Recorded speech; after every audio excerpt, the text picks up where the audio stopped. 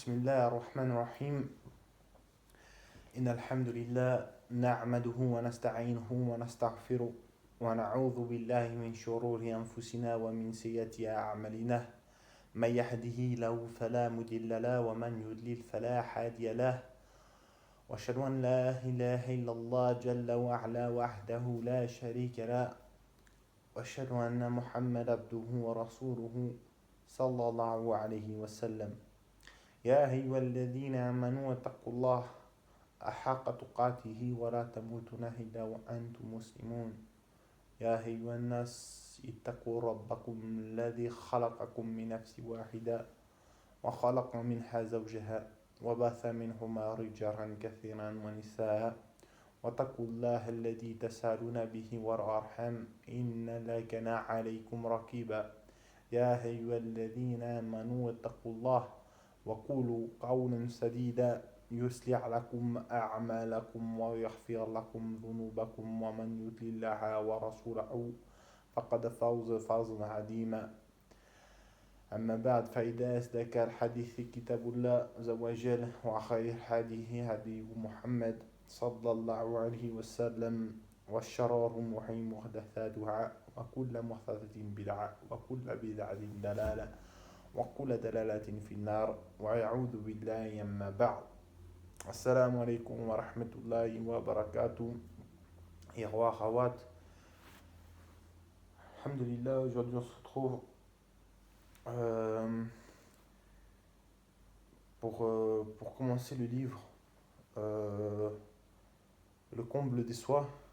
En fait, c'est Kitab al-Tawhid avec les commentaires du Cheikh Salih ibn Abdulaziz al-Cheikh Hafidahullah, le grand moufti d'Arabie Saoudite.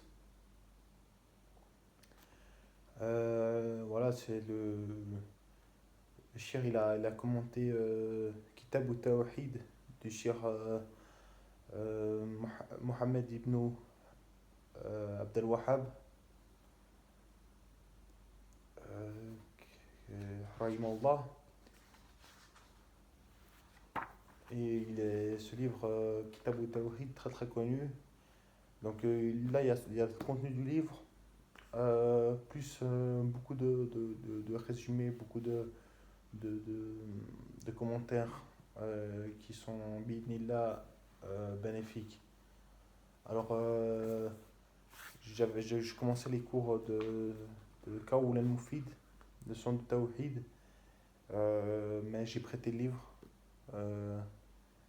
à une personne qui avait vraiment envie d'avoir le livre. Donc, Inch'Allah Ta'ala, je vais reprendre la suite du livre, Qawl al-Mufid, une fois qu'on aura fini celui-là. Je vais d'abord finir l'autre, et puis commencer celui-là, mais voilà, c'est pas très grave, quoi. Au moins, l'important c'est qu'on les fasse les deux.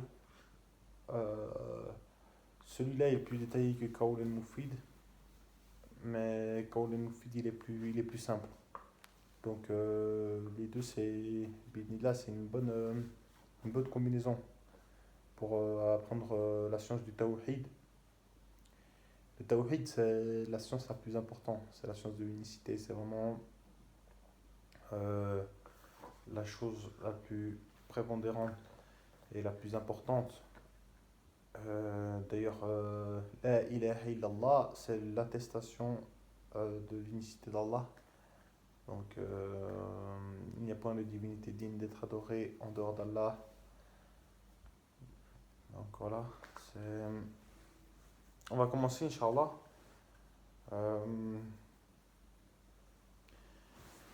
Préface de l'équipe et traduction. Voilà, on commence là. Ouais. Louange à Allah, par qui se réalisent les bienfaits. Louange à Allah, et que la prière et le salut d'Allah soient sur le prophète Mohammed sallallahu alayhi wa sallam. Le livre de l'unicité, Kitab al-Tawhid, est sans aucun doute l'œuvre maîtresse du savant, le prêcheur du Tawhid, le Cheikh Mohammed ibn Abdel Wahhab. Cet ouvrage a été commenté par Cheikh Salih ibn Abdel Aziz al-Cheikh dans des cours qu'il a dispensés à la mosquée Ibn Taymiyyah à Riyad. Ces cours ont été enregistrés, transcrits et publiés en arabe sous le titre At-Tamid li Shar Kitab al-Tawhid.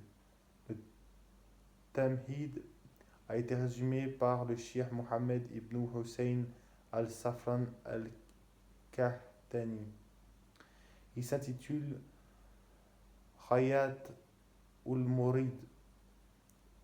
C'est ce résumé qui a servi de base à notre traduction, le résumé du commentaire du livre de l'unicité intitulé Le comble des souhaits. L'équipe en charge de ce projet s'est efforcée du mieux qu'elle pouvait de produire un travail exempt d'erreurs, surtout du point de vue religieux, mais aussi sémantique et linguistique. Le résultat que vous avez entre les mains est le fruit du travail de plusieurs comités. Comité de traduction, comité de révision de la forme, grammaire, orthographe, sens, comité de révision du fond, des points religieux, comité de relecture. À chaque stade, un coordinateur a assemblé les marques qui ont été formulées et prises en compte. Voilà, alors on voit que c'est un travail très minutieux, ce livre. C'est pas un livre qui a été pondu par un auteur comme ça. Bonjour, je vous présente un livre. Non, c'est vraiment un travail très très très rigoureux. À chaque stade, un coordinateur a assemblé les remarques qui ont été formulées et les a prises en compte. Cependant, la traduction d'une langue à une autre n'est pas une science exacte et ne restera toujours qu'une proposition parmi d'autres possibles. Que dire de plus lorsqu'il faut tenter de traduire le sens des paroles d'Allah subhanahu wa ta'ala et de son prophète sallallahu alayhi wa sallam? La difficulté est d'autant plus grande. D'ailleurs, aucune entreprise humaine ne peut prétendre atteindre la perfection. La perfection appartient à Allah seul, bien sûr. On a une version du Coran, alhamdulillah, qui est très très très très très très complète, très bien traduite, mais qui ne sera jamais l'équivalent de la version originale. Nous invitons donc toute personne qui aurait des remarques sur ce travail à nous les faire parvenir à l'adresse postale ou électronique mentionnée au début de l'ouvrage. Nous recommandons au lecteur de ne pas se contenter des ouvrages traduits pour parfaire ses connaissances dans les sciences islamiques. Apprendre la langue arabe est une obligation pour quiconque en a la possibilité. Qu'Allah nous facilite à apprendre l'arabe, c'est vraiment une nécessité et c'est vraiment indispensable. Et même une obligation pour quiconque en a la possibilité. Donc voilà, vraiment, qu'Allah nous facilite. Les musulmans se doivent également de prendre la science des savants reconnus comme tels, de leur soumettre tout ce qui leur pose problème de leur religion et leur vie de tous les jours, et ils doivent rester sur leur garde contre tous ceux qui appellent vers l'égarement. Voilà, bien sûr, voilà, la science, c'est bien, il faut la prendre, mais pas n'importe quel prix. On va pas prendre la science chez les hizbis, chez les sectaires. Parce que on prend seulement la chance chez les savants reconnus de la sunna, car si on va prendre la chance chez les sectaires, peut-être ils vont nous donner du vrai, mais ils vont nous donner du faux. Alors même si le prêche contient 99% de vrai mais 1% de faux, ça suffit pour le rejeter. Sauf bien sûr une erreur, bien sûr les savants de la sunna ils sont pas exempts d'erreur. Une erreur, c'est une erreur, c'est pas une ambiguïté, c'est pas une ambiguïté qui est propagée volontairement ou alors par ignorance ou alors par passion. Puis les hizbis, c'est bien connu, bien sûr qu'ils vont parler du Coran et la Sunna, mais ils vont te glisser quelques ambiguïtés. Et si ne serait-ce qu'une seule shubhat dans la aqidah, c'est dramatique, c'est dramatique. C'est dramatique. Mieux vaut avoir très peu de chance et de la chance juste, mashallah, qu'avoir beaucoup de chance, mais avoir une multitude de shubhat, et surtout dans la aqidah. Voilà. Qu'Allah nous en préserve. Nous remercions Allah et le louons pour nous avoir permis de mener à bien ce projet et lui demandons de le rendre bénéfique aux lecteurs francophones. Amin. Qu'Allah récompense tous ceux qui contribuent à sa réalisation. Qu'Allah nous augmente à tous notre science. Amin, celle qui nous incite à accomplir les bonnes œuvres. Il est celui qui facilite toutes choses. Il est le guide vers le droit chemin. Voilà, alors, biographie de l'auteur. Peut-être c'est intéressant. C'est intéressant. C'est vraiment de connaître. Parce que vraiment, voilà. Parce qu'il y a beaucoup de. C'est un shir qui est controversé, on va dire. Lui-même pas, la personne pas. On n'entend jamais des personnes attaquer la personne même, mais vraiment ce qu'il a véhiculé et ce que euh, son nom était instrumentalisé. Alors, l'imam, le shir Mohammed, fils de Abdul Wahhab, voilà, Abdul Wahhab, c'est son père, Ibn Abdul Wahhab, Mohammed ibn Abdul Wahhab, fils de Suleiman, fils de Ali, fils de Mohammed, et un descendant de la tribu des Banu Tamim. Il est né dans le village de Ouyaïna en l'an 115 de l'Hégire, ça équivaut à 1703 du calendrier grégorien. Alors ça fait déjà 300 bientôt 320 ans qu'il a vécu. Rahimullah. Dans une famille de gens de religion, de science et d'honneur, son père était un grand savant et son grand-père, Sulayman ibn Ali, était le savant du Najd de son époque. Alors vraiment, il était dans la continuité.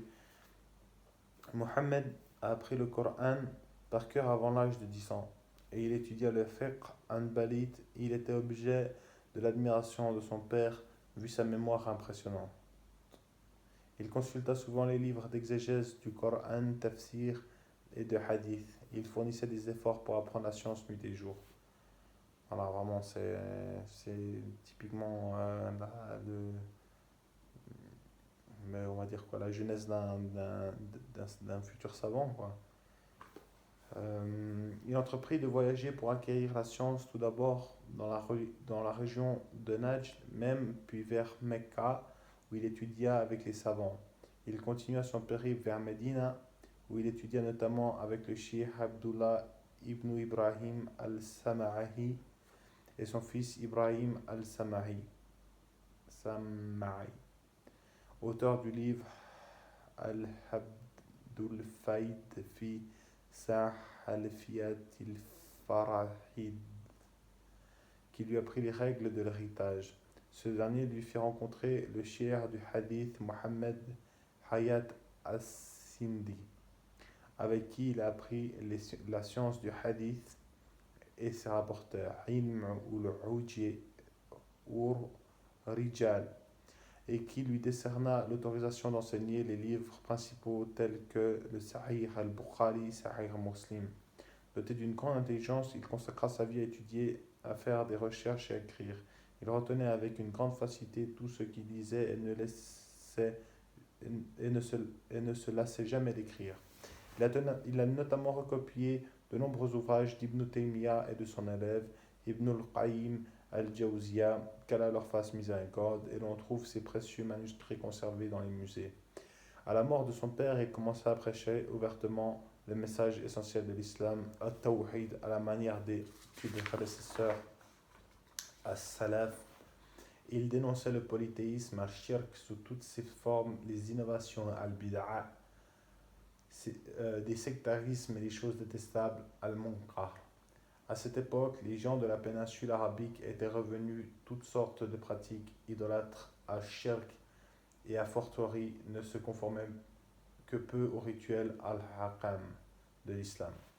Voilà, ça c'est. Je voudrais faire juste un petit commentaire à Binila parce qu'on entend beaucoup de gens critiquer cette voie-là.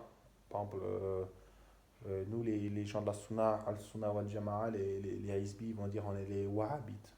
Alors vraiment ça, si vous entendez un jour ce terme Wahhabite, tu peux dire à la personne t'es stupide, t'es bête. Parce que Wahhabite, ça vient du nom de son père, du shir Abdul Wahhab, qui Wahhab est un nom d'Allah Azawajal. Donc s'il serait appelé Abdul Karim, il nous appellera les Karimites. Ou Abdul Hakim, on nous appellera les Hakimites. Ou Abdul Salam, on serait les Salamites. Ouais, tu vois, ça n'a aucun sens. Déjà, ça n'a aucun sens d'appeler ça les Wahhabites. Et puis surtout, c'est pour dénigrer la voix des gens de la Sunna. Voilà, la voix des gens de la Sunna et puis la voix de la Salafia. Donc, quand vous entendez ce terme-là, bouchez-vous vos oreilles et puis écartez-vous-en, ou alors, si vous avez la science nécessaire, réfuter la personne qui propage cette euh, abomination. Le shir les incita à retourner à l'islam des origines, celui du prophète sallallahu alayhi wa sallam et des compagnons.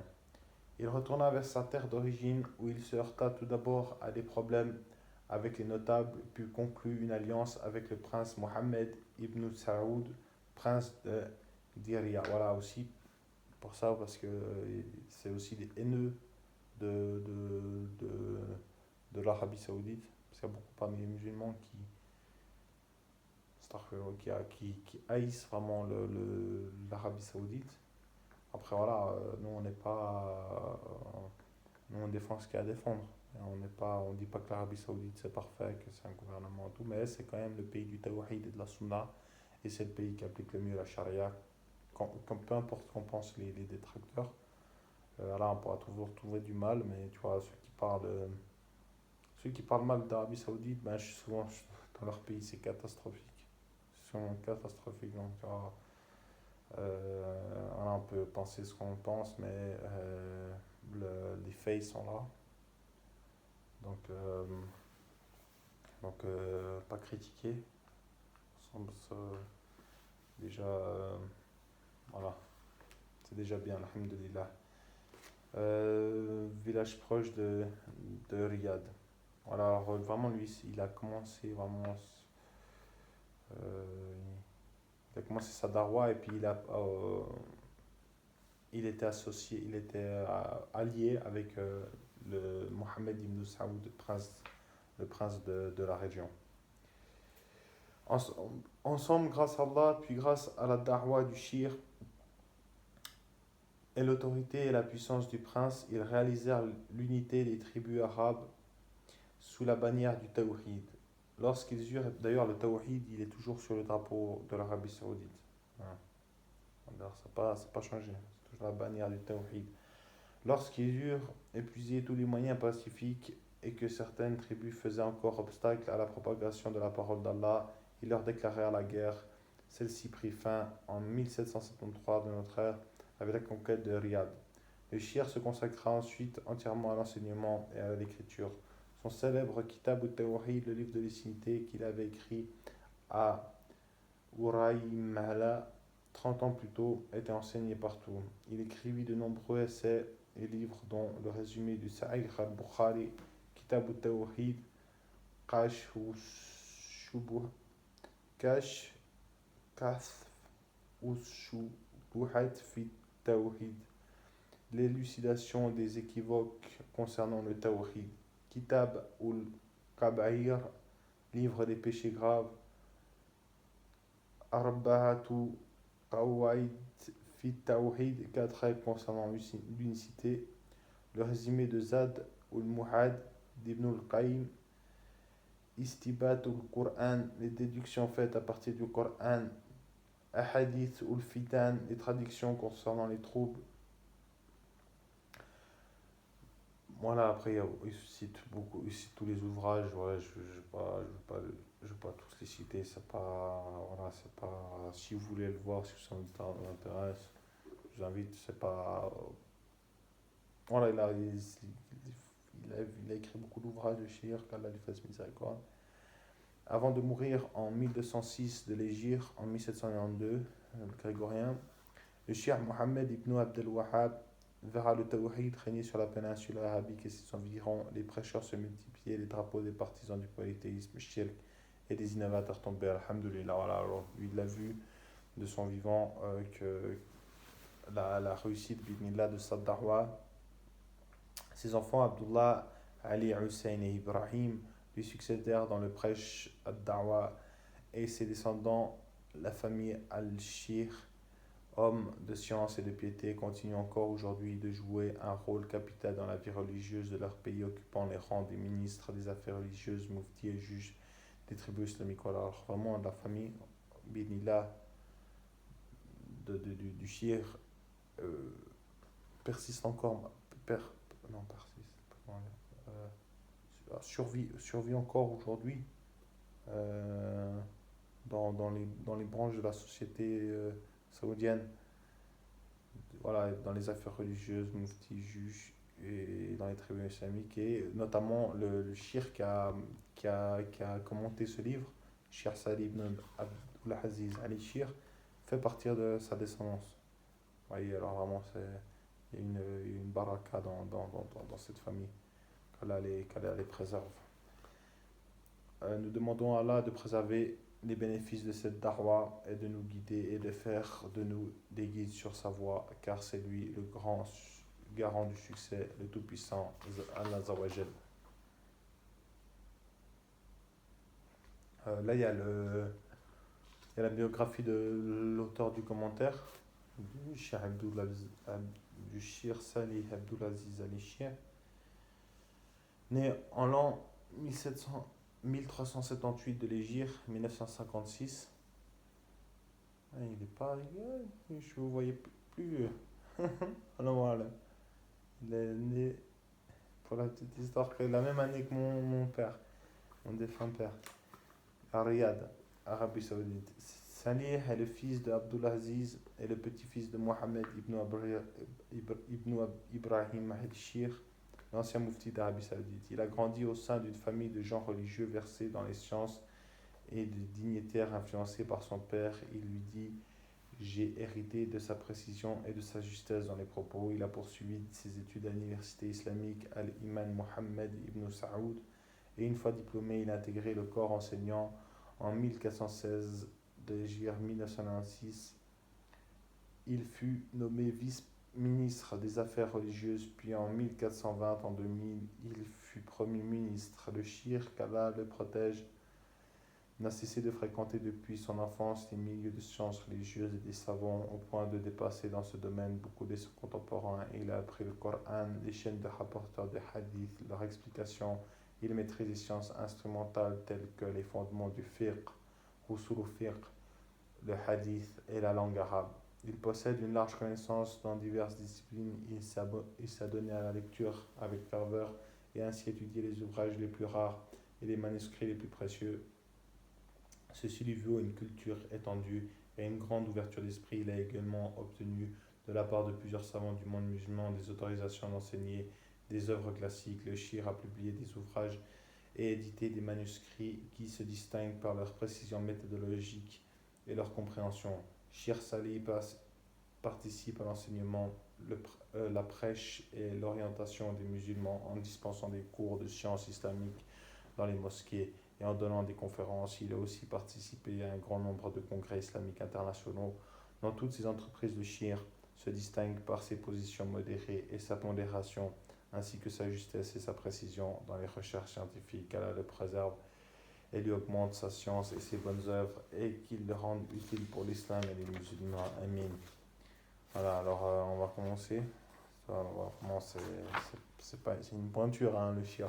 Qu'Allah le préserve, vraiment, c'est alhamdoulilah qu'Allah il a passé des gens comme ça dans la communauté encore à notre époque. C'est vraiment alhamdoulilah, c'est vraiment ça, quoi. Voilà, introduction au Kitab ou Tawhid, le livre de l'unicité. Ça commence. Bismillah. Dans le domaine de l'unicité d'Allah, les savants ont unanimement reconnu qu'aucun livre équivalent à Kitab al-Tawhid n'a jamais été écrit en islam. Cette œuvre est un livre de prédication et représente donc l'appel vers le Tawhid, car le shir, c'est-à-dire l'auteur, qu'Allah lui fasse miséricorde, et a clarifié les différentes catégories du Tawhid d'adoration et celles du Tawhid des non-attributs divins.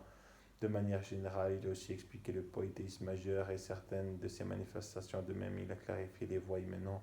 En outre, le shir a clairement défini ce que représentaient les protections du tawhid et les moyens permettant de la mettre en œuvre. Enfin, il a aussi explicité certaines catégories du tawhid de seigneurie, tawhid rububiyya.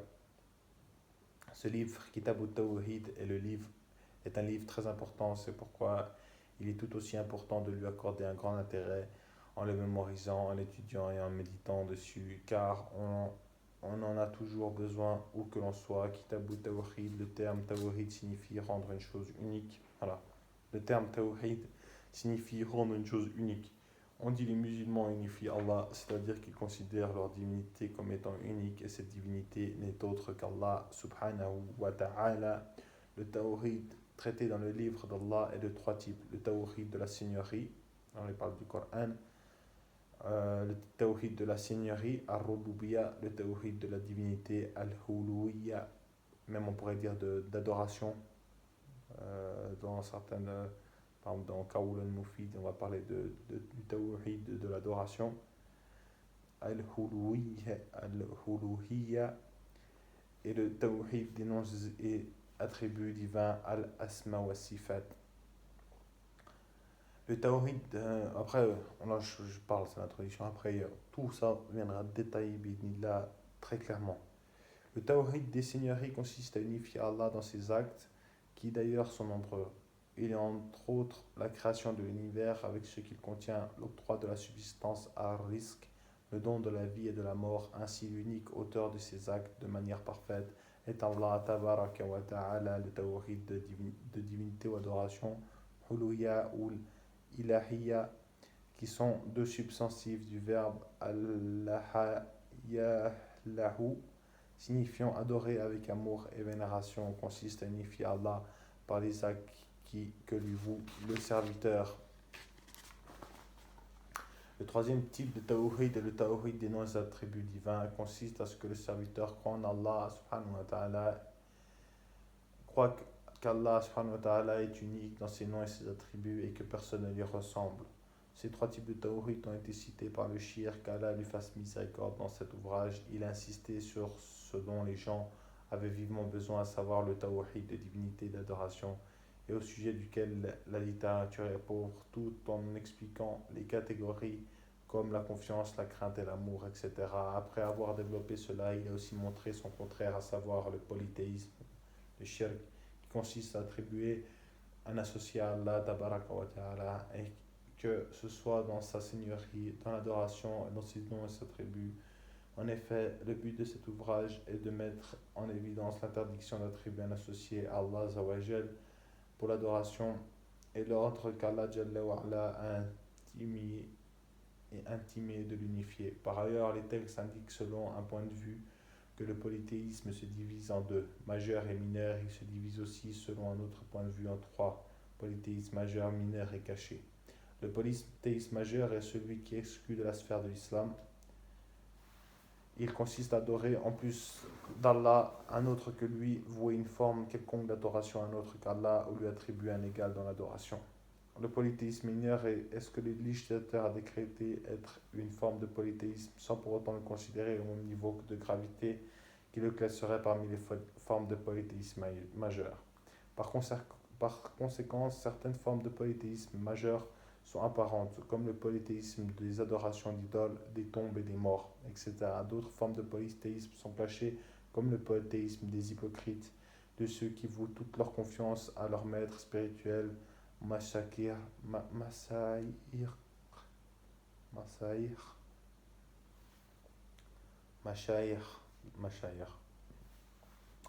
aux morts ou aux différentes divinités, etc. Leur polythéisme est donc lié à leur fort intérieur et n'est pas apparent.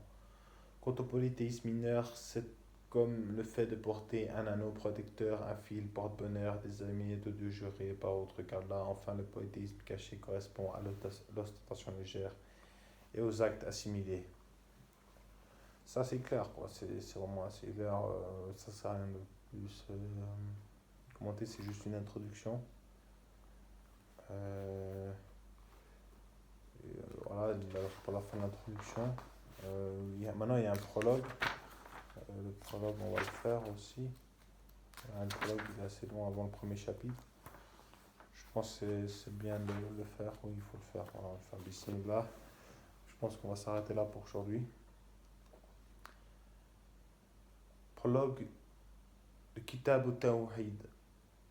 Allah Jalla wa Ala dit dans les sens de la sourate ceux qui éparpillent au verset 56, je n'ai créé les djinns et les hommes que pour qu'ils m'adorent.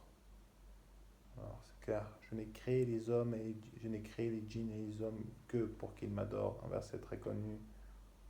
وَمَا خَلَقَ الجن والإنس إلا ليعبدون.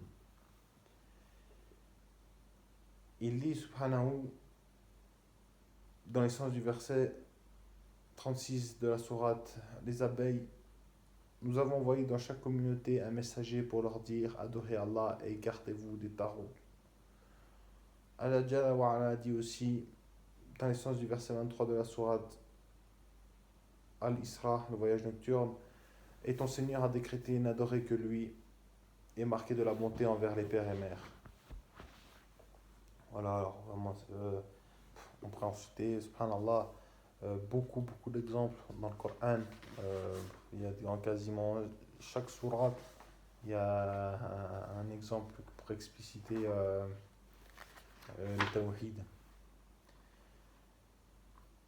Dit, venez, je vais réciter ce que votre Seigneur vous interdit, ne lui associez rien. Dans le sens du verset 151 de la sourate Les Bestiaux.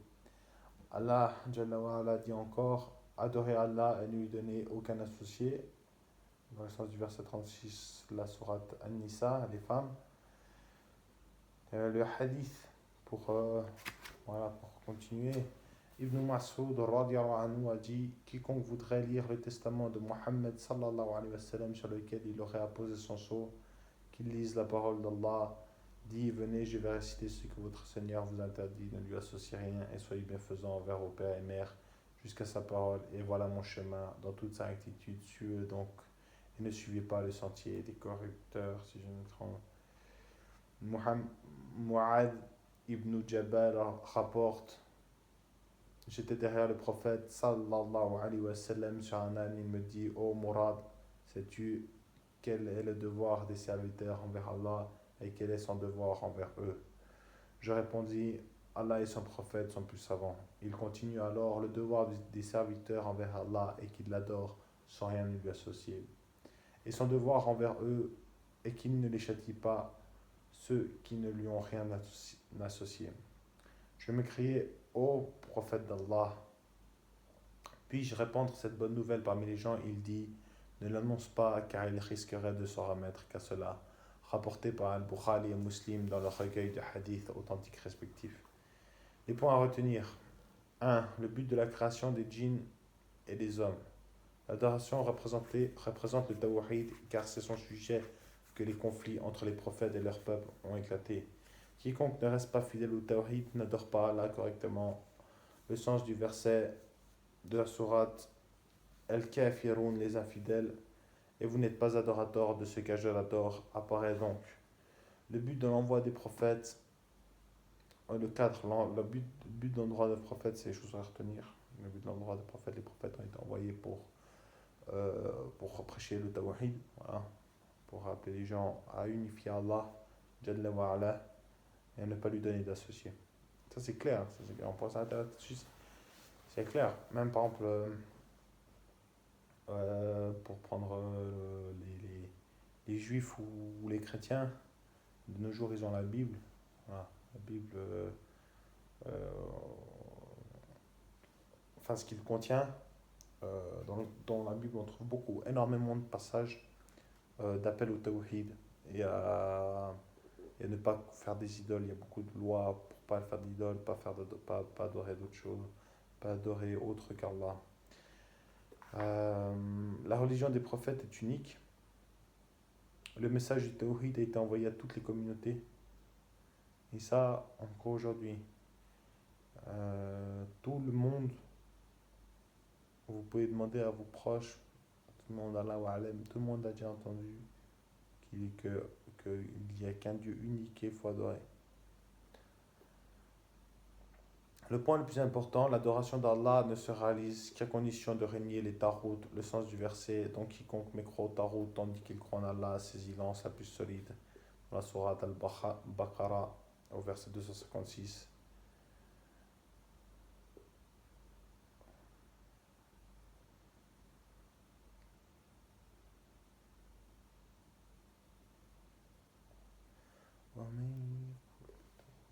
Euh, 8. Le tarout englobe tout ce qui est adoré en dehors d'Allah.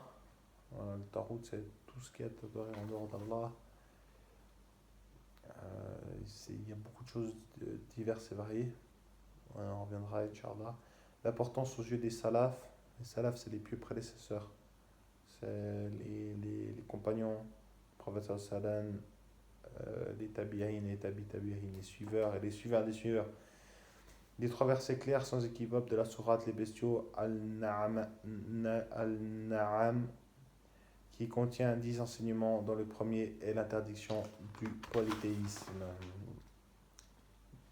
Et 10, les versets sans équivoque de la sourate Le Voyage nocturne à l'Isra, qui contiennent 18 enseignements dans lesquels Allah a débuté sa parole par n'assigne point à Allah d'autres divinités, sinon tu te trouveras méprisé, abandonné, pour conclure par le verset n'assigne donc pas à Allah d'autres divinités, sinon tu seras jeté dans l'enfer, blâmé, repoussé, qu'Allah nous en préserve.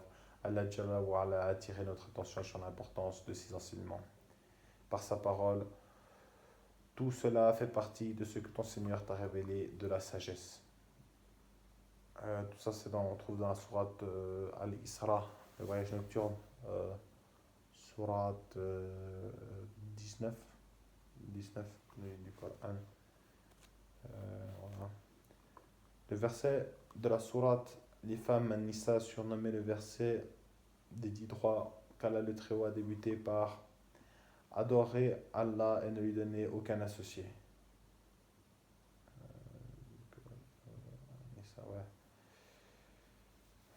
12, l'évocation du testament du prophète sallallahu alayhi wa sallam à sa mort. 13, la connaissance de notre devoir envers Allah, à savoir à l'adorer sans lui donner d'associé. Bien, retenir ça, bien. Déjà, si vous ce soir vous avez retourné, bien aujourd'hui ou ce soir, ça dépend de à quel moment vous regarderez votre vidéo, vous avez retenu, il faut adorer Allah sans lui donner aucun associé. Alhamdulillah, c'est déjà une très bonne chose. La connaissance du devoir d'Allah envers ses serviteurs, à condition qu'il lui accorde ce qui lui revient de droit. La plupart des compagnons ne connaissaient pas cet enseignement. Il est permis de dissimuler la science pour une sage raison, et il est recommandé d'annoncer aux musulmans une nouvelle qui les rend joyeux. On va finir avec les points à retenir sur peu de choses. Tout ça, c'est des points à retenir sur très peu de choses. Alhamdulillah. La crainte de ne s'en remettre qu'à l'immensité de la miséricorde divine. La personne interrogée sur quelque chose qu'elle ne sait pas répond, Allah et son prophète sont plus sauvants. Voilà.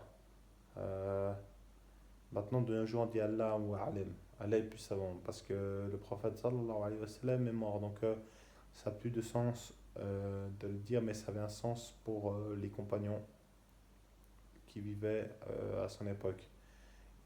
Il est permis de transmettre les connaissances à certains, pas à d'autres. Voilà, ça, fait partie de la sagesse. Des choses qu'on va dire à certaines personnes et qu'on va pas dire à d'autres parce qu'ils n'ont pas forcément la taqwa ou le niveau de science ou de dîme nécessaire pour comprendre et pour pouvoir appliquer. Il est permis qu'une seconde personne monte derrière soi sur une bête. Ah, ça c'est du fiqh, car le prophète sallallahu alayhi wa sallam avait pris Mourad derrière. Donc, si quelqu'un se posera la question, est-ce qu'on a le droit de monter à deux sur une monture? Eh ben oui. Peut-être c'est valable pour la moto, Allah A'lam. Si les gens font de la moto, on peut monter à deux sur la moto, je pense. Allah A'lam, ça, le hadith rentre là-dedans. Le mérite de Mu'adh ibn Jabbar, radiallahu anhu, et l'importance de cet enseignement. Là, c'est toutes les choses à reconnaître, à retenir. Voilà, je crois qu'on va s'arrêter pour là aujourd'hui. C'est déjà pas mal. On va reprendre les commentaires du Shir pour finir le prologue et ensuite on prendra Bismillah, Inch'Allah ta'ala, le chapitre 1 du mérite du Tawhid et des péchés qu'il permet d'expier. Voilà. سبحانك اللهم وبحمدك أشهد أن لا إله إلا أنت وأستغفر الله وأتوب إليك. Assalamu alaikum wa rahmatullahi wa barakatuh. Qu'Allah vous préserve et qu'Allah vous raffermisse sur la science. Amin. Assalamu alaikum.